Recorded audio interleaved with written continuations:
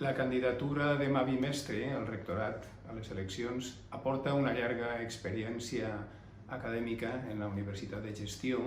i també ha contribuït a una estabilitat institucional tant dins de la universitat com en les relacions amb les institucions públiques, el govern de la Generalitat i també a la col·laboració amb altres institucions universitàries valencianes, a la xarxa de les universitats, que jo crec que és molt meritòria i que en bona mesura és conseqüència del tarannà tranquil, dialogant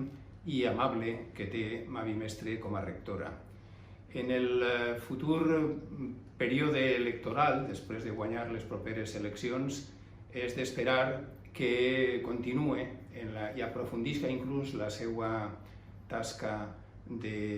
portar endavant polítiques d'igualtat de gènere, de recuperació de la memòria democràtica i també d'aprofundir no sols les relacions en la societat pel que fa a la docència, a la investigació i el desenvolupament, sinó també en la divulgació científica, en la cultura, en l'esport i especialment també en la protecció i la promoció de la nostra llengua i de la cultura valenciana.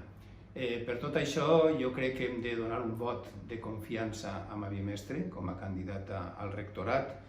en l'esperança i en el ben entès que tots i cadascun de nosaltres, com a treballadors de la universitat,